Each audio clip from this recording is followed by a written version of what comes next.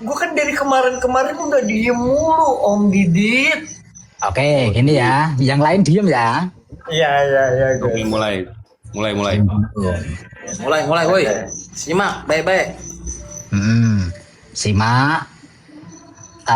Mulai hitungan 1 sampai 3. Mulai rekam layar. Semua teman-teman rekam layar ya. Oke. Rekam layar. Nah, rekam layar. Biar kita itu terbuka semuanya. Sebenarnya itu udah gini aja.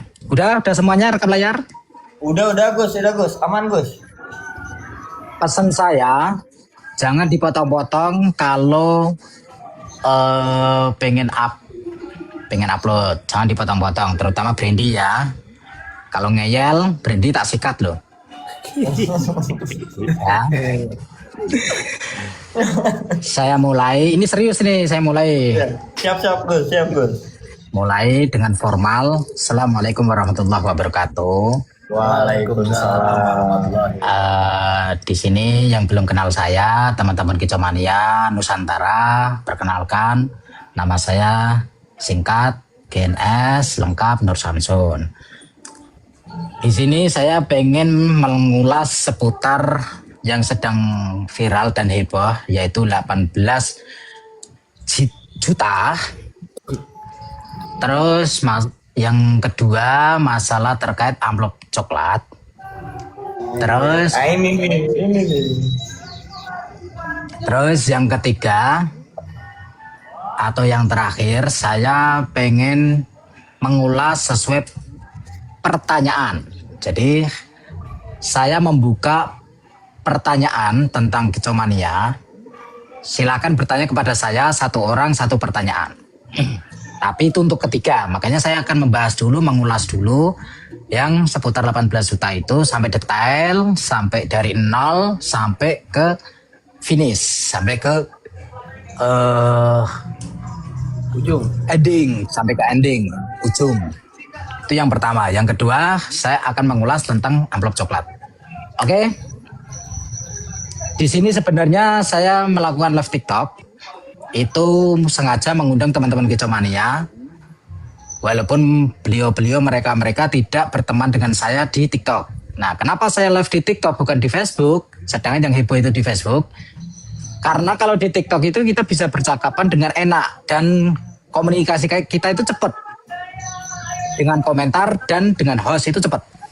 Nah, itu alasannya. Yang kedua, kenapa di TikTok ini cuman ini orangnya, sebetulnya banyak yang saya undang. Seperti Indra Jepang saya undang, Bagor, terus Wawan, terus siapa? Abeng, Nando Cemong, terus Wanto sebagai kameramennya pihak Om Rio. Dan saya juga mengundang saudara siapa? Gilang. Nah, tetapi tadi ada WA, ini apaan nih gitu. Terus ada yang balas WA-nya setelah saya share. Saya nggak punya TikTok, kata Om Gilang. Om Gilang dari RGN itu mengatakan tidak punya aplikasi TikTok. Oke, semoga dengan rekaman layar ini dari teman-teman, setelah selesai percakapan ini, Om Gilang juga bisa nonton dan Om Abeng juga bisa nonton. Dan sebetulnya dari pihak lain pun juga saya bagikan, saya share. Oke, dimulai langsung bahwa saya tidak menahu konflik dari saudara RGN ataupun pihak RGN kepada Nando Cemong ini apa masalahnya. Pertama kali saya tidak tahu, sumber awalnya saya tidak tahu. Yang saya tahu itu saudara Cemong ini menanyakan kepada saya, Gus, sampean bisa nggak bantu untuk cari bukti-bukti odengan di RGN. Saya langsung tanya, ini untuk apa? Kan ada saya untuk sayembara. Jawabannya seperti untuk sayembara. Oke. Saya ada. Nah, awalnya saya tutup-tutupin awalnya. Saya tutup-tutupin, saya belum mengaku kalau itu yang melakukan saya. Lalu saya kirimlah screenshot itu, tetapi itu tidak detail ya, banyak yang saya tutupin. Nah, karena saya tahu takutnya saya mengantisipasi dan kekhawatiran saya supaya tidak menjadi masalah kalau diupload di sosial media. Saya pikir kenapa saya memberikan, karena saya juga sudah bilang ini mending buat ranah pribadi. Saya bilang sama saudara Cemong, pikiran saya itu bisa dibawa ke pribadi antara pihak Cemong dengan pihak Om Rio. Tetapi ternyata kok malah menjadi-jadi, terus malah di-up di sosial media. Di situ saya kaget. Oke, nggak masalah. Saya berpikir karena sudah terlanjur basah, ya sudah, saya telanjang sekalian di situ. Walaupun saya mengorbankan nama baik saya sendiri, nggak masalah. Flashback ke masa lalu, yaitu tahun 2024, kejadian di anniversary kedua Viking Arena.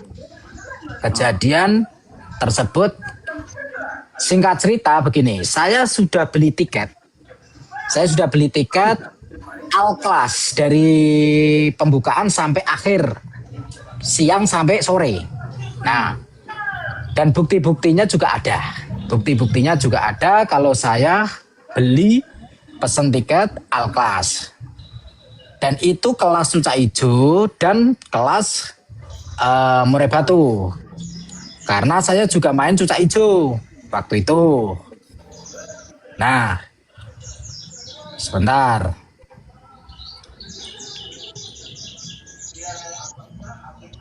Lalu begini. Ini buktinya ya. Ini bukti-bukti semua tiket yang saya beli. Nah, dan saya berangkat itu bawa 3 mobil. Pakai mobil, nggak perlu saya sebutkan lah jenis mobilnya. Yang jelas, satu mobil itu ada isi 2, ada isi 1. Tapi saya belum punya burung waktu itu. Saya sudah beli tiket, tapi saya belum punya burung. Tapi saya punya burung, cuman burung-burung plat beran, bukan kelas nasional. Saya menghubungi orang, yaitu perawat saya, perawat kandang ternak. Dulu kan ikut saya, sekarang sudah tidak ikut sama saya lagi. Sekarang sudah ikut orang lain.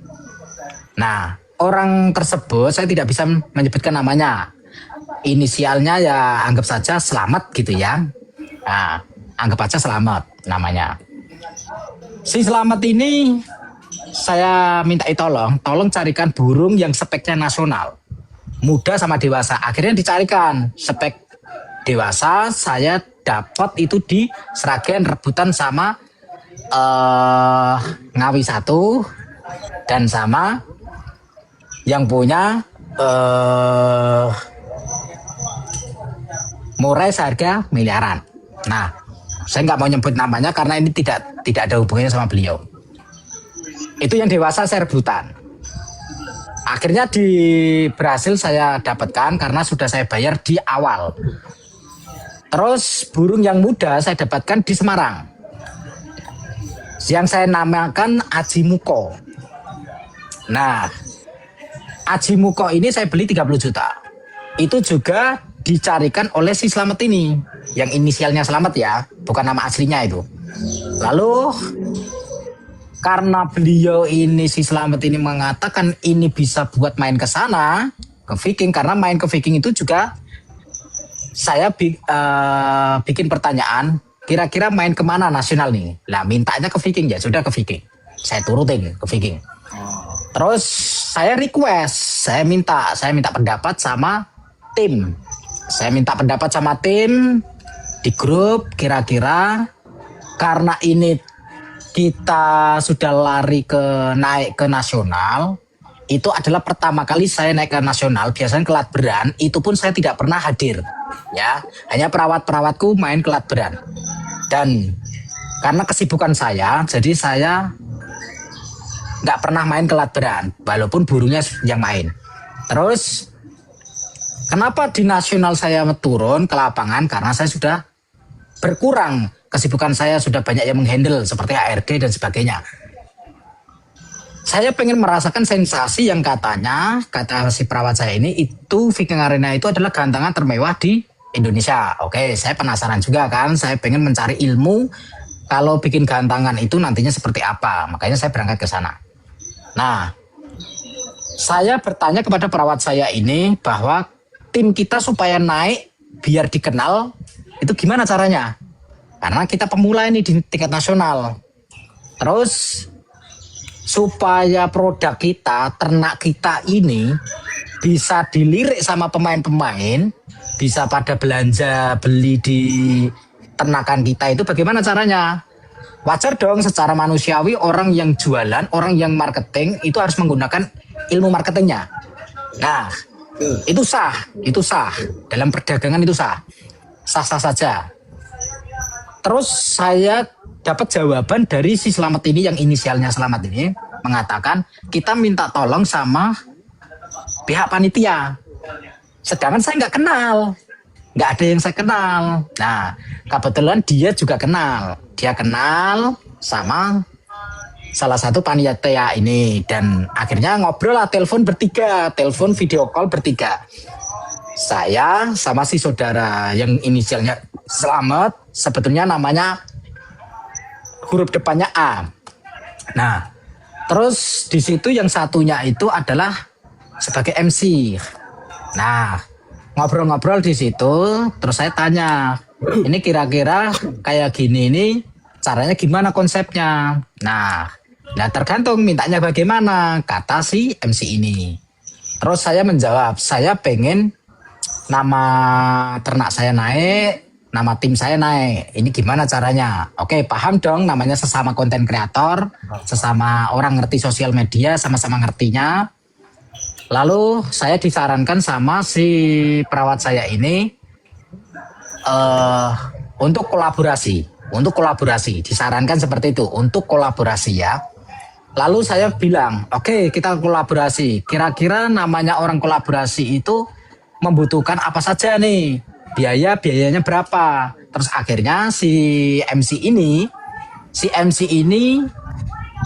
minta telepon pribadi. Akhirnya si MC ini menyimpan nomor saya disimpan. Terus akhirnya teleponlah kepada saya ditelepon. Bukan saya yang telepon ya, tapi saya ditelepon.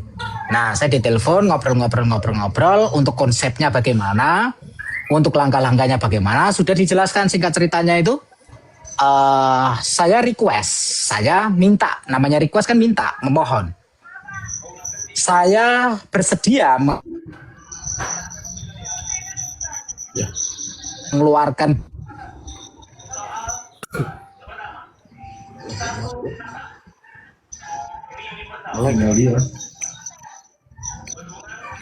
Mas. Ya, nge-lag ya? Nge-lag nih. Mas, woi, ya gondrong, woi nge-lag. Nge-lag.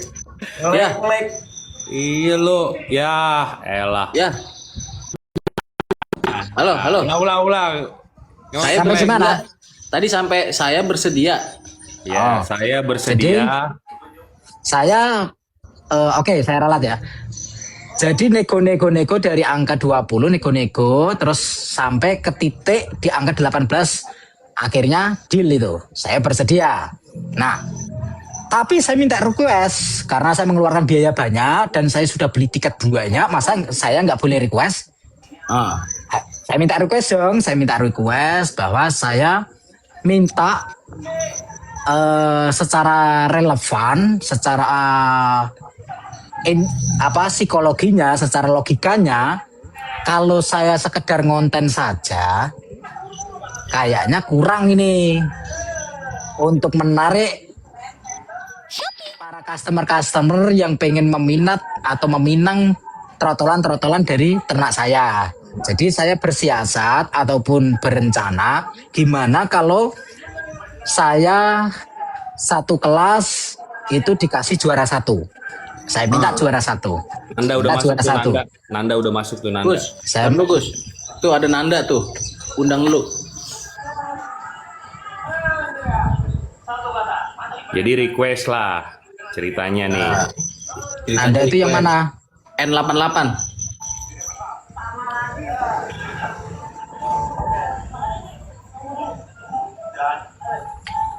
Saya request. Nah, request dijuarakan satu. Setelah itu sambil dikontenkan. Kalau dikontenkan saja tidak juara satu itu kurang masuk akal. Karena orang menganggap nanti mau membahas hasil ternaknya, brandingnya, masa kok nggak ada prestasi? Ya. Kan nggak masuk akal. Nah, makanya saya harus mendongkrak prestasinya bagaimana.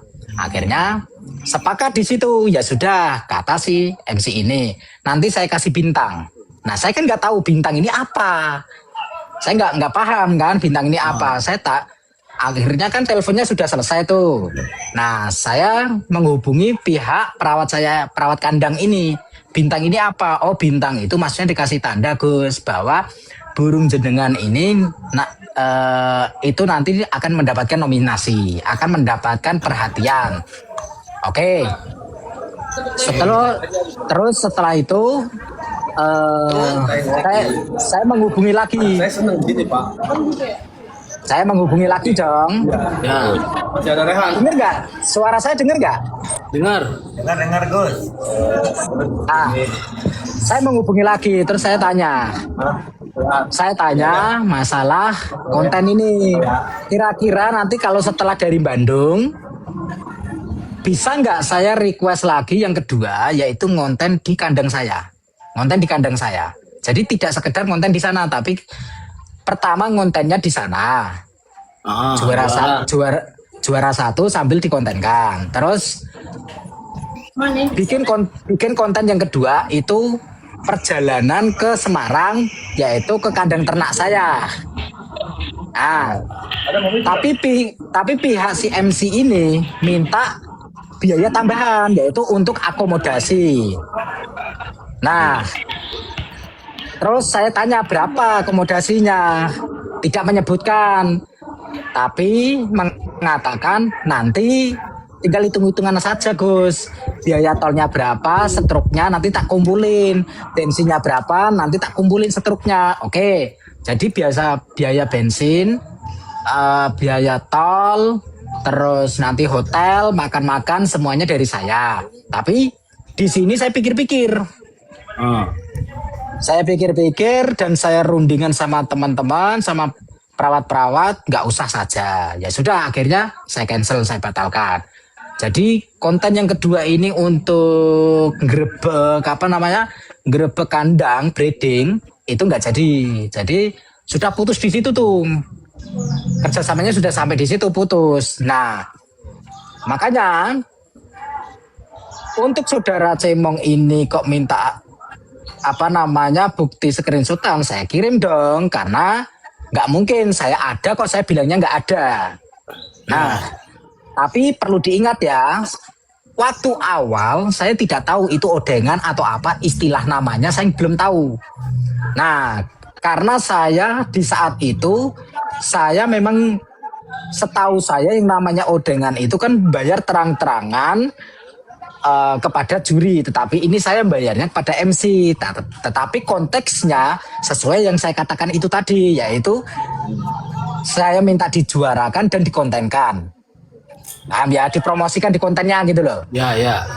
Nah, saya memang sudah terkenal, tetapi memang benar-benar lebih terkenal daripada pihak mereka. Tapi konteksnya beda, bukan di kicomania, kan begitu. Kalau di dunia kicomania yang terkenal pihak sana, tetapi kalau di dunia yang berbeda, konten yang berbeda, memang saya yang lebih terkenal. Nah, jadi di sini saya memang mengakui kalau memang pihak Om Priyo ini lebih terkenal di dunia kicomania, itu memang benar. Itu harus kita akui, nggak boleh kita menganggap sana tidak terkenal. Nah, walaupun secara subscriber jauh bagaikan bumi dan langit dibanding saya, tetapi kita tidak boleh munafik bahwa di dunia kicomania lebih terkenal beliau daripada saya, kan begitu.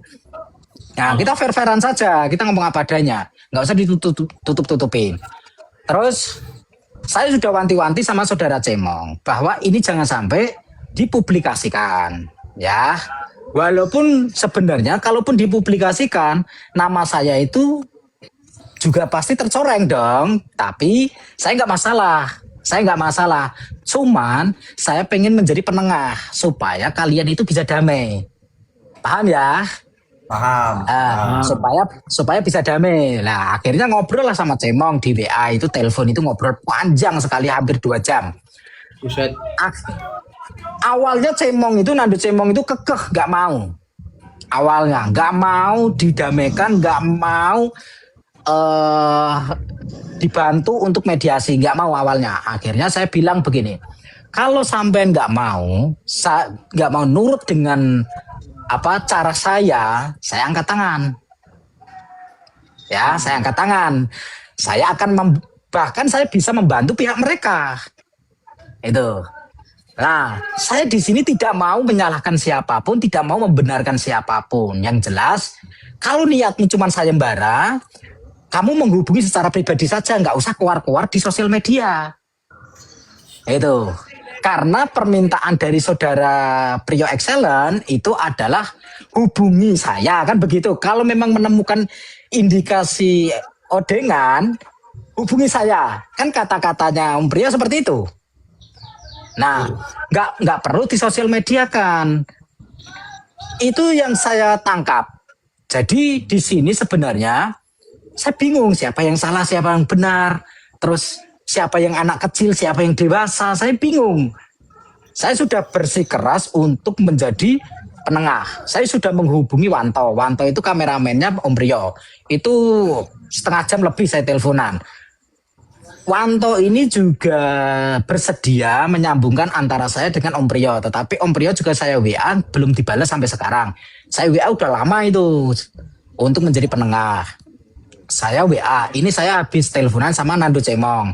Pengen tahu nggak apa yang saya obrolkan, tetapi tidak dibalas. Dan saya menghubungi pihak yang lain, RGN yang lain lah, orang-orang yang lain. Seperti Gilang. Gilang juga saya hubungi, Mas Gilang itu saya hubungin. Tapi bisa ngobrol saya. Terus saya menghubungi Mas Asep. Mas Asep juga nggak mau ikut-ikutan Gus, katanya seperti itu. Nggak, ini bukan masalah saya, nggak mau ikut-ikutan. Oke. Lalu saya saya komunikasi sama Abeng, tetapi Abeng di sini langsung ngegas kepada saya. Saya belum menjelaskan apa-apa, tapi langsung ngegas kepada saya. Nah, di sini saya kok gini? Responnya? Saya sama Om Abeng ini sebenarnya nggak ada masalah, tetapi saya tidak menganggap Om Abeng ini jelek kepada saya, enggak. Tetapi di sini mungkin salah paham karena belum mendengarkan penjelasan dari saya. Nah, terus saya bilang sama si Mas Gilang, kita lihat endingnya saja. Kalau memang saudara Cemong nggak bisa diajak baik-baik, ya terserah kalian. Tetapi di sini saya batas memberikan apa yang diminta oleh saudara Cemong, yaitu screenshotan itu. Oh, itu juga tidak semuanya screenshotan. Nah, tidak semuanya screenshotan ya. Lalu saya bilang sama saudara Cemong bahwa ini saya nggak tahu ini odengan atau tidak. Yang jelas percakapannya seperti ini sesuai yang kamu minta. Oke? Nah, kalaupun nanti ini menjadi masalah di ranah hukum, saya ya sebagai saksi, bukan sebagai pelaku, karena saya tidak menyinggol siapapun. Di sosial media saya tidak merugikan siapapun. Di sosial media saya tidak menyinggung siapapun. Di sosial media saya tidak ngegas-ngegas kepada siapapun. Dan saya juga ngobrol sama Mas Gilang. Saya juga ngobrol sama Wanto. Kalau memang Mas Gilang itu busur panahnya ke arah saya, maka saya mau tidak mau akan perang. Itu, saya mau tidak mau akan perang. Semua di sini tinggal saya. Ya, saya tidak memihak kepada siapapun. Yang salah, yang benar saya tidak memihak. Tetapi saya di sini memihak hukum. Oke, kalau memang penyidik ataupun hukum ini memerlukan kesaksian saya, maka akan 100% saya nyatakan, saya berikan kesaksian secara 100%. Tetapi jangan salahkan saya kalau ada di salah satu pihak akan dirugikan. Niat saya mendamaikan, tetapi kalau niat baik saya ini tidak diindah, tidak diterima kedua belah pihak dengan baik, saya sudah membaca ini arahnya ini siapa yang akan dirugikan. Itu. Ya. Nah, saya sudah bilang sama Wanto, jangan sampai masalah ini kemana-mana. Hubungi secara pribadi saja kepada Cemong. Nah, Cemong juga katanya awalnya setelah saya rayu-rayu, saudara Cemong ini bersedia mau didamaikan. Tetapi 2 hari kemudian, lah kok ngegas lagi, pusing saya. Itu, saya stres saya. Ini saya sudah mikir keras, saya sudah mengeluarkan energi untuk mendamaikan, kok malah diperkeruh lagi. Saya suruh sabar dan sabar. Udahlah, jangan diperkeruh kayak anak kecil. Akhirnya saya putus asa. Udahlah, terserahlah, pusing saya. Nah, terus begini, itu masalah 18 juta. Dan akhirnya kemarin 3 hari yang lalu kalau nggak salah, saya ditelepon waktu mancing ya. Saya mancing itu, saya ditelepon itu, siang-siang itu. Ditelepon oleh Mas Alfi. Alfi ini adalah sebagai penyidik Polda Jawa Barat. Nah, saya ditelepon, awalnya WA. Gus, izin boleh telepon kalau ada waktu. Waalaikumsalam, boleh silakan. Nah, akhirnya telepon, ngobrol itu. Teleponannya juga saya rekam. Dari assalamualaikum sampai dari awal sampai akhir itu saya rekam. Tidak ada yang kurang di sini. Nah, kenapa saya rekam? Karena buat bukti bahwa apa yang saya sampaikan tidak melincah-melinci. Saya tidak menutupi siapapun, saya tidak membela siapapun. Oke? Saya tidak menyalahkan siapapun. Saya bicara secara fakta, saya bicara secara otentik, secara valid. Yang pernah saya alami, yang pernah terjadi. Saya sudah menjelaskan semua kepada Mas Alfi sebagai penyidik ini sampai dari awal sampai akhir. Sesuai yang saya bicarakan tadi ya, kurang lebihnya seperti itu. Terus Mas Alfi mengatakan, berarti ini fake ya Gus? Jelas kalau ini odengan ya. Mohon maaf Pak Alfi, saya tidak bisa mengatakan ini odengan atau enggak. Yang jelas saya dibutuhkan memberikan keterangan. Yang saya berikan adalah sesuai pengalaman saya, apa yang sudah terjadi dan sesuai isi pikiran saya. Nah, kalau memang dianggap odengan terserah, kalau memang dianggap ngevlog juga terserah. Saya tidak menganggap ini odengan, saya juga tidak menganggap ini vlog. Nah, tetapi saya menganggap bahwa ketidaktahuan saya tentang odengan, saya cuma mengeluarkan uang 18 juta dengan request saya minta juara 1, terus dijawab dikasih bintang, terus setelah itu dikontenkan. Hanya sebatas itu. Apapun itu namanya, saya tidak mau tahu. Nah, terus saya bilang seperti ini. Saya tanya kepada Mas Alfi sebagai penyidik. Mohon maaf Pak, izin saya mau tanya. Saya di sini sebagai apa? Mohon maaf Gus, izin saya menjelaskan bahwa jenengan nggak usah khawatir tentang masalah ini, jenengan sebagai saksi. Di sini yang diperlukan adalah kesaksian jenengan. Oke, kalau saya sebagai saksi dan saya diperlukan kesaksiannya untuk kelengkapan dalam penyidikan ini, maka saya akan memberikan kesaksian. Tetapi stop dulu, saya sudah pernah bilang sama Mas Gilang waktu dulu pertama kali bikin somasi kepada si Cemong, saudara Cemong, saya bilang sama Mas Gilang bahwa suatu ketika kalau saya dibutuhkan kesaksian saya siap, tetapi ingat saya tidak akan hadir dan saya tidak mau hadir karena ini bukan sidang, ini hanya proses penyidikan. Jadi saya punya hak untuk menghadiri atau tidak. Kalaupun masalah postingan Mas Gilang tentang amplop coklat saya disuruh untuk menghadiri, hak kamu apa menyuruh saya untuk menghadiri? Untuk saya menghadiri undangan tersebut, itu bukan hakmu. Hakmu itu sebatas melaporkan kepada yang kamu sangkut pautkan, bukan hak ngurusin saya. Di sini hak saya adalah sebagai saksi, saya punya hak untuk membela diri saya punya hak untuk melindungi hak asasi saya, dan ini bukan sidang, tetapi ini adalah mediasi. Dan namanya mediasi cuman diperlukan kesaksian. Kesaksian tidak perlu menghadiri.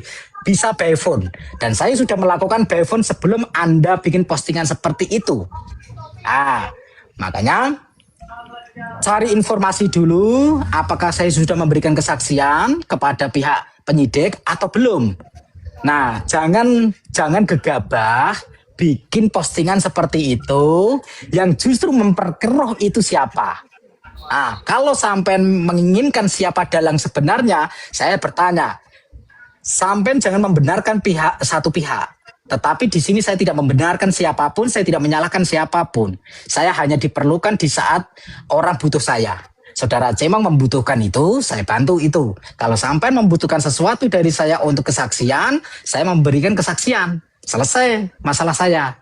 Tetapi saya ada orang yang memberikan informasi kepada saya, yaitu katanya nih, Mas Gilang sudah tidak fokus kepada Nando Cemong, pengennya fokus, pengen mengarah ke saya. Ya, apakah itu benar? Mas Gilang sudah mengatakan bahwa mulutmu sudah mengatakan kepada orang-orang di luaran sana atau seseorang di luar sana bahwa tujuanmu, targetmu bukan saudara Cemong tapi saya. Nah, pertanyaan saya satu untuk Mas Gilang. Pertanyaan saya, tolong jawab. Sampean kalau pengen mengarahkan busur panahmu kepada saya ada masalah apa dengan sampean? Tolong dijawab. Masalah sampean dengan saya apa? Jangan berbelit, jangan menganggap dirimu sebagai kuasa hukum terus mengejar saya, menargetkan saya. Itu sudah melanggar hukum. Sampean, saya masih punya screenshotan. Sampean upload sesuatu di situ, ngetek nama saya dan di situ ada foto saya, ada wajah saya tanpa izin saya. Itu juga salah atau benar? Itu tindakan seperti itu secara hukum. Tapi saya tidak mempermasalahkan itu. Karena saya menganggap saudara semua. Tetapi kalau memang sampean sudah menganggap saya ini musuh, saya mau tanya dulu sebelum saya menganggap ini permusuhan. Saya masih menganggap saudara nih. Tetapi tolong dijawab pertanyaan saya Mas Gilang, bahwa sampean menargetkan saya, itu salah saya kepada sampean ataupun kepada RGN apa? Kalaupun sampean menjawab masalah screenshotan itu, saya berikan kepada saudara Cemong dan saya akan menjawab. Saya memberikan screenshotan kepada saudara Cemong itu karena hak saya dan haknya saudara Cemong. Karena Cemong bertanya kepada saya membutuhkan itu, maka karena saya ada, saya memberikan.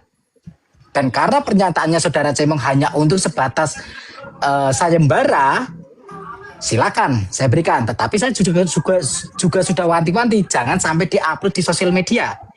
Kalaupun diupload di sosial media itu bukan ranah saya, karena saya sudah mengingatkan. Oke? Jadi amplop coklat yang sudah diupload sama saudara Gilang itu mencerminkan kepada dirinya sendiri, kepada dirimu sendiri bahwa kamu panik. Sebenarnya saya sudah wanti-wanti, tenang. Ya, tenang.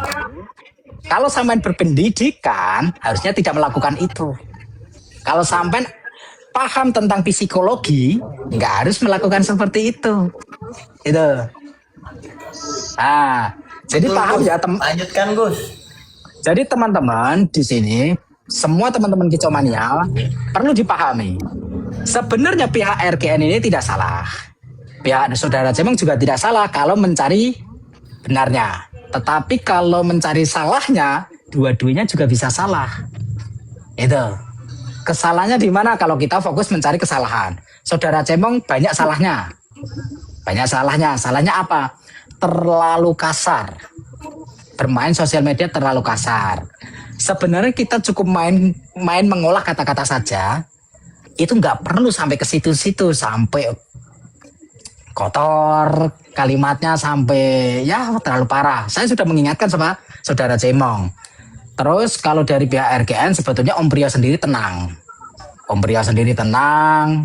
Prio juga bisa mengendalikan emosionalnya. Itu bukti bahwa Om Prio itu orang yang dewasa. Nah, itu bagus. Tetapi di sini adalah orang di belakangnya seperti Mas Gilang, mohon maaf, ini justru akan memperkeruh.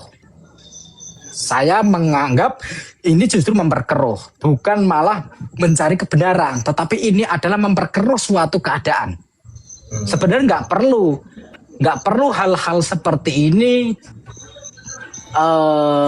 dilawan. Kalau memang sudah lari ke hukum, sudah biarkan hukum yang berjalan, nggak usah dibales dengan postingan-postingan. Kan mencerminkan orang nggak ngerti pendidikan. Kalau memang ngerti pendidikan, kalau memang itu sarjana hukum, harusnya lari ke hukum, selesai. Udah ikutin proses hukum saja, nggak usah kemana-mana untuk pembelaan-pembelaan di sosial media. Toh juga teman-teman Kicau Mania se-Indonesia akan tahu pada endingnya. Itu akan tahu pada endingnya mana yang benar, mana yang salah. Itu. Setuju Gus, betul, setuju. Haji Gitu. Rohim, gabung Haji Rohim. Sebenarnya begini, saya pernah tanya kepada saudara Cemong, masalahmu dengan RGN ini atau Viking Arena ini apa? Nggak ada, Gus. Loh, kalau nggak ada, kenapa kamu sampai seperti ini? Kamu sampai mengatakan RGN, menyebut nama RGN, menyebut nama Viking.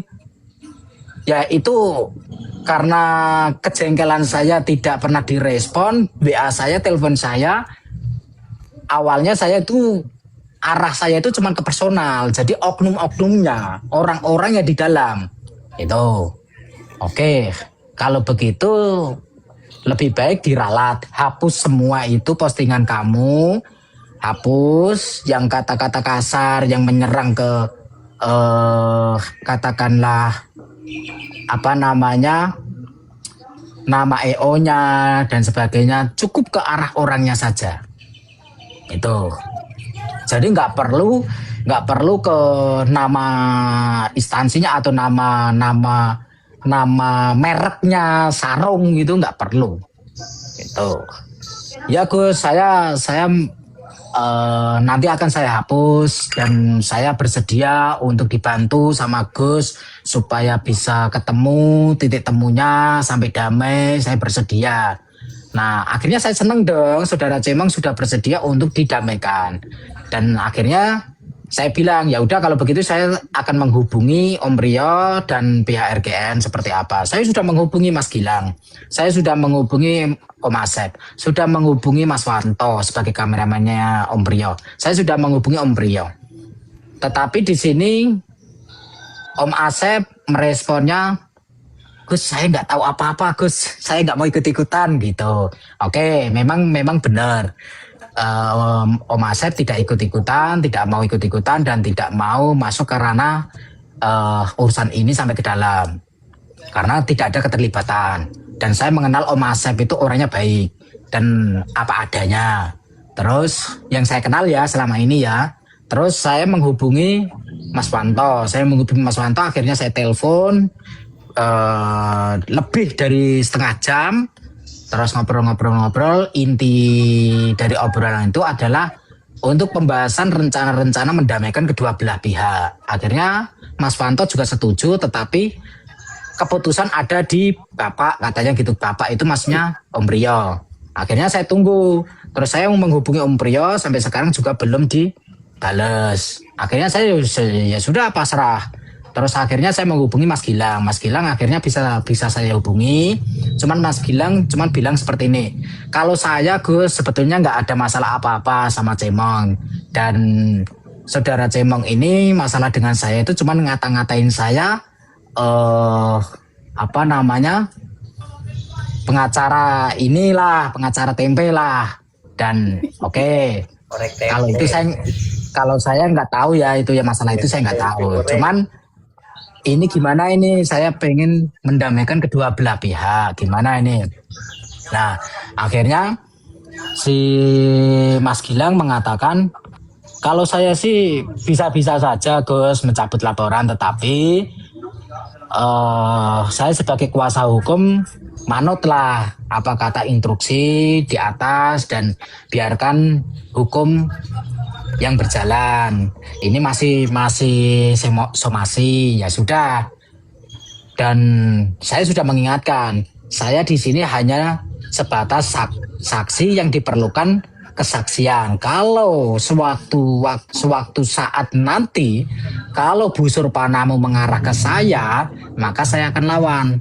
Saya di sini hanya diperlukan kepada siapapun yang memerlukan saya akan hadir. Itu. Jadi fix semuanya tentang amplop coklat, tentang 18 juta. Saya sudah ngomong apa adanya di sini.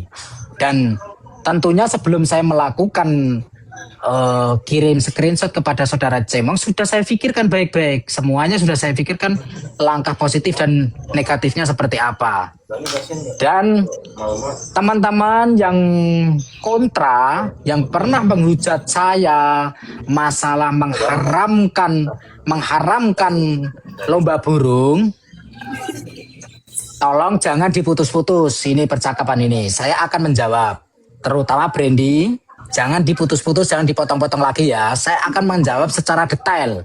Awal saya mengatakan tentang haramnya lomba burung itu adalah, itu bukan pernyataan dari saya, tetapi saya menjelaskan ulama-ulama mengatakan seperti itu. Ingat, itu bukan perkataan saya, tetapi saya menyambungkan omongan dari ulama-ulama. Ulama-ulama Indonesia mengatakan bahwa lomba burung itu haram. Tetapi saya justru terjun ke lapangan lomba burung karena saya pengen membuktikan dan saya pengen merubah bahwa statement pemikiran ulama ini keliru. Kenapa? Karena saya memang dari kecil lomba burung. Nah, sudah lomba burung dari kecil, ikut paman saya. Secara hukum, secara syariat, lomba burung memang bisa haram. Dengarkan baik-baik teman-teman, lomba burung itu memang bisa haram. Memang bisa haram. Artinya apa? Bisa dihindari. Sebenarnya bukan lomba burung saja. Lomba hafal Quran, lomba MTQ, lomba Qori'ah, lomba morotal, lomba azan sekalipun itu juga bisa haram kalau uang hadiahnya diambil dari uang tiket peserta. Jadi tidak cuma burung saja, apapun jenis lombanya, sekalipun itu lomba hafal Quran, lomba hafid Quran, lomba MTQ, itu tetap haram kalau hadiahnya diambil dari uang tiket peserta. Nah, tetapi bisa halal kalau lomba burung itu nggak perlu bayar tiket, tetapi peserta yang menang juga diberikan hadiah kepada pengelola atau penyelenggara. Tetapi nggak mungkin dong orang mau rugi kalau mengadakan suatu perlombaan, apalagi event seperti ini ya, event. Nah, tetapi saya punya referensi yang berbeda bahwa jangan fokus ke hukum haram dan jangan fokus ke hukum halal. Tetapi gimana caranya tidak haram tetapi bisa dimakan, yaitu makruh. Bagaimana caranya makruh? Nih, saya kasih ini untuk EO di Indonesia, ini ilmu. Tolong dipahami bahwa lomba burung itu bisa tidak haram kalau 24G, misalkan 24G isinya full penuh pesertanya 24G, tetapi satu peserta itu jangan bayar tiket, tetapi tiketnya sebagai pengelola atau penyelenggara yang membackup. Gratis. Paham nggak maksud saya? Paham Gus, paham. Nah, saya ulangi sekali lagi, 24G itu yang bayar tiket cukup 23 yang bayar tiket. Yang satunya itu nggak perlu bayar tiket, tapi yang membayar tiket adalah sebagai pengelola. Itu makruh hukumnya, boleh dikonsumsi hadiahnya, ya. Atau jalan keduanya, keduanya adalah kalau tidak bisa seperti itu, misalkan pihak EO tidak mau rugi, sebagai pemenang juga harus ngalah. Kalau saya 24G ini penuh nih, 24G ada peserta, tetapi semuanya bayar tiket. Nah, saya mengalah. Kalau saya juara 1 atau juara 2 atau sampai juara 5, saya mengalah. Misalkan tiket 1 juta. Kalau tiket 1 juta 24G hadiahnya berapa rata-rata umumnya? 8 juta sampai 10 Gus. Ya, anggaplah 8 juta ya, 8 juta. Untuk juara 1 berarti 8 juta yang diterima. Iya. Oke. Gimana caranya supaya makruh? Saya ambil 1 juta. Terus saya bagikan kepada orang yang kalah, yang tidak mendapatkan juara, atau kepada orang-orang yang di luaran sana atau di jalan-jalan raya, saya bagikan sebanyak 1 juta. Odon Apakah- sering di jalan raya tuh, Odon. Apakah Gus, bentar, Gus. Sebentar. Apakah ini termasuk sedekah? Enggak. Ini bukan termasuk sedekah, tetapi niatkan ini adalah untuk menghindari keharaman tadi. Jadi semua tergantung niat ya, tergantung niat. Jangan diniatkan sedekah, karena sedekah seperti ini juga nggak boleh, nggak sah. Gus, Tapi diniatkan untuk menanggulangi hal keharaman, itu boleh. Gimana Odon? gimana kalau dibagi-baginya ke media, Gus? Termasuk makruh nggak, Gus? Dibagi-bagi ke media sebenarnya itu nggak Pinter juga. nih anak nih. Ini anak Nggak. pinter nih. Dongo-dongo gini pinter nih. Dibagikan Itu ke gimana, media. Gini, sebenarnya lebih relevan itu dibagikan kepada yang kalah. Ya. Yang relevan itu dibagikan yang kalah, karena yang kalah ini juga mengeluarkan tenaga, mengeluarkan modal. Paham ya? Kalau media modalnya apa? Kamera, Gus. Kamera itu sebagai kamu berhak memberikan upah, bukan untuk menanggulangi haramnya. Itu paham? Di luar konteks itu kamu juga di luar masalah halal dan haram dan makronya, itu memang tugasmu memberikan kepada media. Udah. Odon IQ-nya 200 up. Lu jelasin ke Odon nggak nyambung.